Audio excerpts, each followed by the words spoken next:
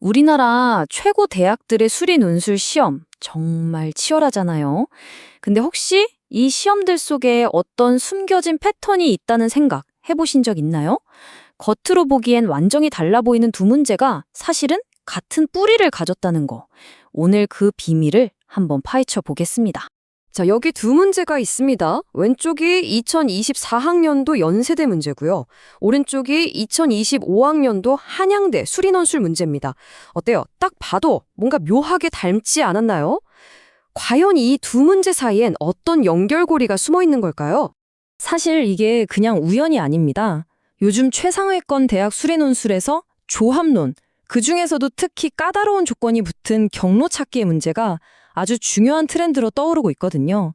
그러니까 두 대학이 똑같은 흐름을 보고 있었다는 거죠. 자, 그럼 한번 본격적으로 들어가 볼까요? 먼저 연세대학교가 냈던 문제부터 자세히 뜯어보겠습니다. 이게 바로 실제 시험지인데요.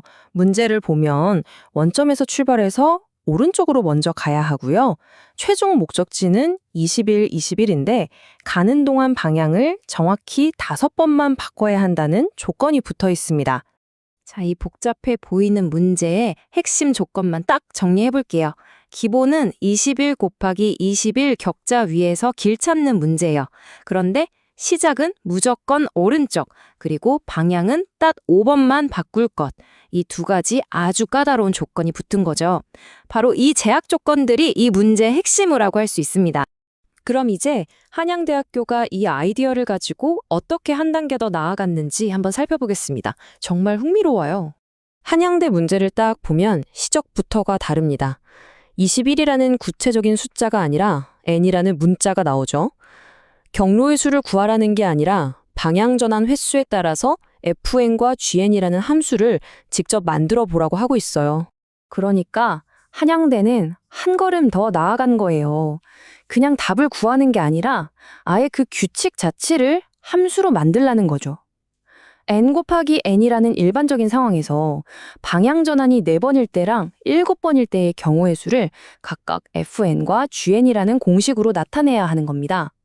이때부터는 단순 계산이 아니라 패턴을 읽어내는 능력이 훨씬 중요해집니다. 자, 보세요. 한쪽은 구체적인 숫자를 가지고 씨름하고 다른 한쪽은 추상적인 함수를 만들고 있어요.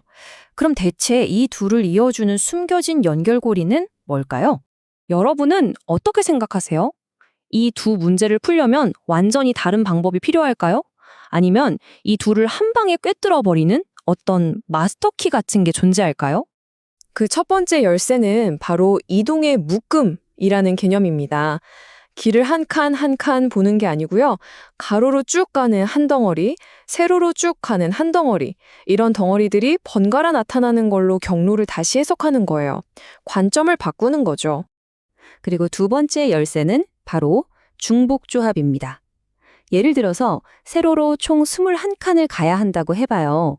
그럼 이 21칸을 아까 말한 몇 개의 세로 이동 묶음에다가 어떻게 나눠 담을지 그 경우의 수를 계산하는 아주 강력한 도구라고 생각하시면 됩니다. 자, 바로 이겁니다. 여기에 두 문제에 공통된 DNA가 있는 거예요. 겉모습은 달라도 연세대 문제든 한양대 문제든 결국에는 방금 말씀드린 이 똑같은 3단계 생각의 흐름으로 풀린다는 겁니다. 이게 바로 두 문제의 본질을 꿰뚫는 핵심 원리입니다. 자, 이 비교표를 보면 정말 재밌어요. 두 대학이 같은 개념을 쓰면서도 뭘 다르게 평가하고 싶었는지가 아주 명확하게 보이거든요. 연세대는 구체적인 상황에서 얼마나 정확하게 계산하느냐를 봤다면 한양대는 일반적인 규칙을 만들어내는 논리적인 사고력을 테스트하고 있는 거죠. 그러니까 핵심은 이거예요. 두 문제는 정말 동전의 양면 같은 겁니다. 연세대는 계산해봐라고 묻고 있고 한양대는 규칙을 만들어봐라고 묻고 있는 거죠. 본질은 같지만 학생에게 요구하는 능력의 결이 살짝 다른 겁니다. 이 문제들이 어떻게 진화했는지 이해하고 나니까 우리는 아주 강력하고 명확한 대비 전략을 세울 수가 있게 됩니다. 네, 이 문장 하나가 모든 걸 설명해 줍니다.